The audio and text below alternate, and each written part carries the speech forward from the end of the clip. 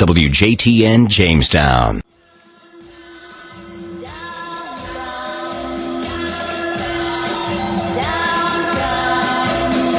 Thank you, Petula, and it's great to be back with you on the town square on this beautiful Friday afternoon, and the sun has emerged from its hiding place, and it's certainly beautiful downtown. We're here with Lee Harkness and Suzanna Cody and Ron Hills and Lee Harkness. It's certainly been a pleasure to be able to talk with Suzanna and Ron about Buffalo Bill Cody and his Wild West show and the upcoming Cody Family Reunion. Well, I knew you'd enjoy talking to them, and I know they'd enjoy talking to you. So, well, you're all of you are into that really history aspect of things. But I've got a question, and I wanted to ask Suzanna. We've had, and this is a little more on the serious side, on entrepreneurship. Yes. And you have some really interesting thoughts on entrepreneurship. I know we talked about how, things are tough and the youth getting started, and things were tough when Buffalo Bill got started, and then entrepreneurship today. And I wonder if I could get you to comment a little bit more on your thoughts on that, because I think they're really right on. It's difficult to know where to begin, but I think that our youth have been called the lost generation, and they are having difficulty. They may be getting educations, but they don't know where to go with them or what to do with them. So I'd love to see, as we spoke to the chap with the educational group, I would love to see more programs put together with adult mentorship. Ron is a natural-born mentor, and he has taught so many young men how to build anything and everything. And in my work in I Am Ministries, we take people from wellness to spirituality to service. And we really, really trust and believe that everybody is on this planet to serve something greater than themselves. And giving stuff away is not teaching our youth to fish. It's just giving them fish, and then one becomes dependent upon fish. And when one becomes dependent, one becomes hostile and belligerent and closed down to their inner selves. So I think entrepreneurship is the most important thing, because it's about authenticity. It's about being, and I'm using my language here, and I don't mean to proselytize at all, but it's being who, in my language, who God has intended us to be. I have a little story about that, and is that we all start out as seeds. And we're all pretty little seeds, and we're dancing around, and we're having a jolly time in a seedy little world, in a seedy little life. And there comes a time in everyone's life where they say, is that enough? Or we fall flat in our face, which is, in my opinion, a great idea. But at that time, we're plunged into the earth, deeply into the earth, where we have to go through a dark night experience of being alone and cold and frightened and terrorized, thinking that we're going to die, until we surrender into that, at which point the shells of our ego, the shells of the seed, are melted away, and the earth becomes warm, and all of a sudden there's a spark of green that appears as the shells are totally removed. And that spark of green starts spiraling up through the warm earth and meets the world in a transmuted stage. And that's what I think we as humans are, that we must go through a particular process in order. That's the part of entrepreneurship. I know that I came out as a blade of grass, and what a wonderful thing to be part of a lawn, or part of a world that's absolutely energetically connected by everything and everyone. We're connected by a life force that's so much bigger than ourselves.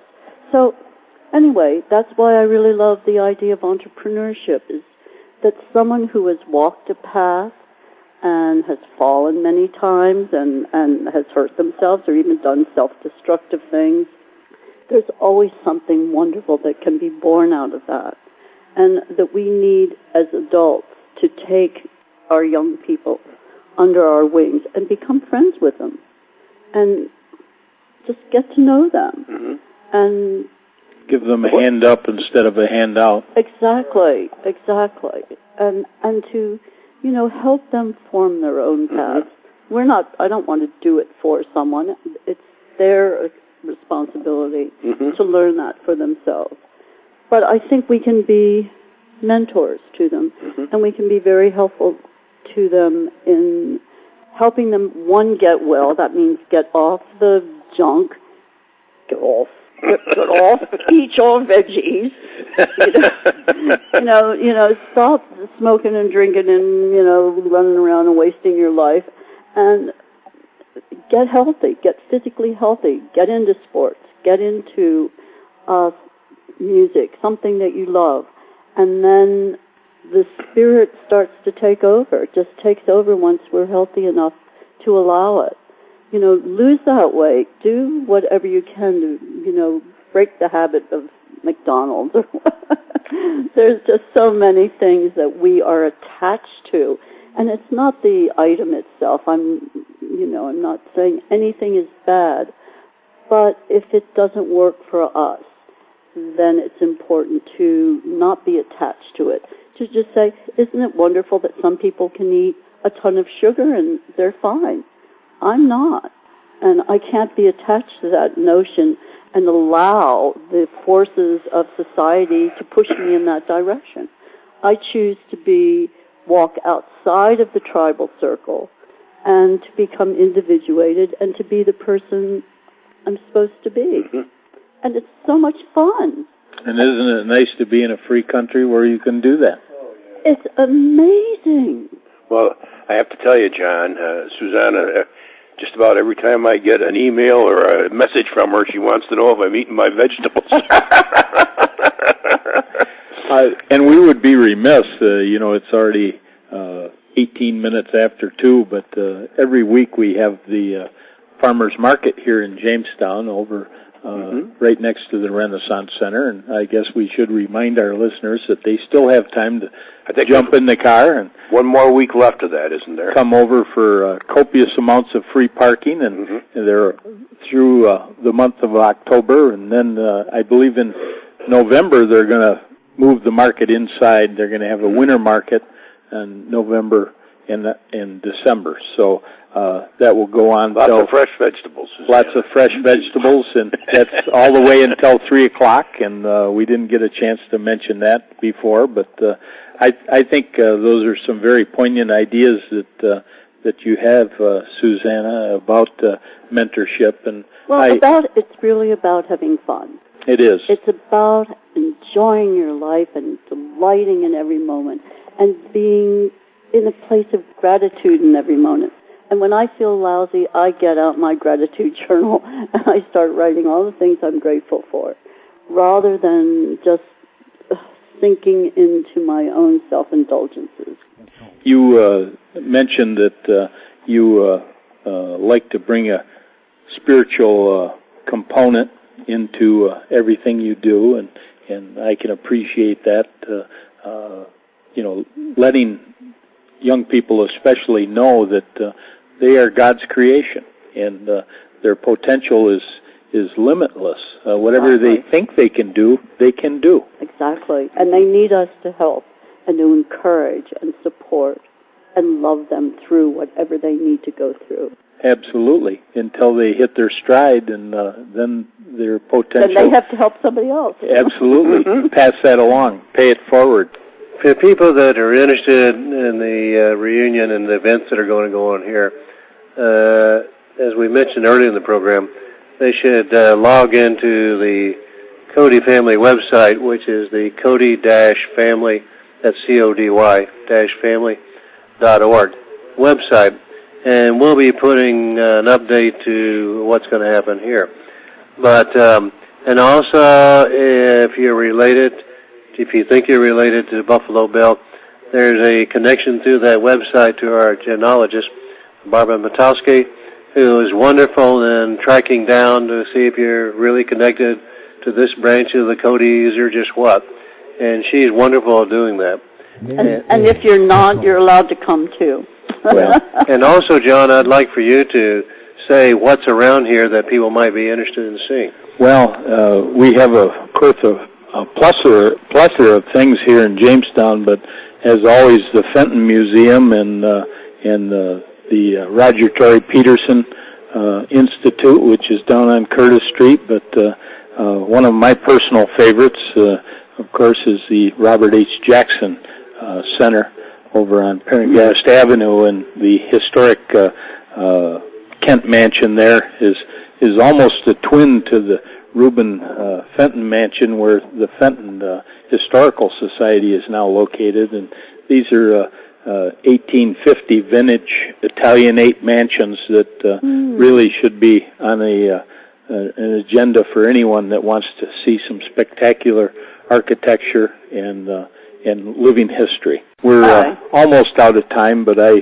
particularly want to thank Suzanna Cody and Ron Hills for sharing their expertise about William F. Cody with us and his life and legacy in the upcoming Cody Family Reunion, which isn't all about Buffalo Bill. It's about the Cody family, and we urge people to research the Cody family and its impact on America as we know it today, because it was significant for one individual. But we also want to give some thanks to Lee Harkness for his hospitality here at the Gateway Erie-Lackawanna train station, and thanks to Chris Sprague for handling all the bells and whistles high on the hill in the studio. And Chris, it's been a very enjoyable day, and maybe you can tell us on Monday how things make out in Talladega on Sunday, but we want to thank you for doing all the engineering and hard work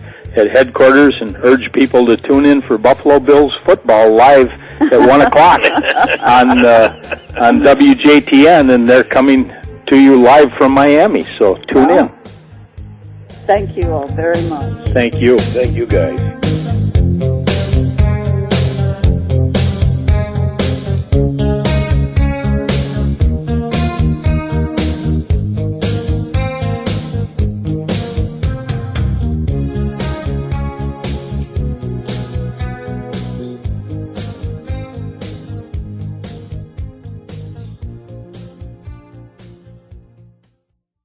WJTN Jamestown.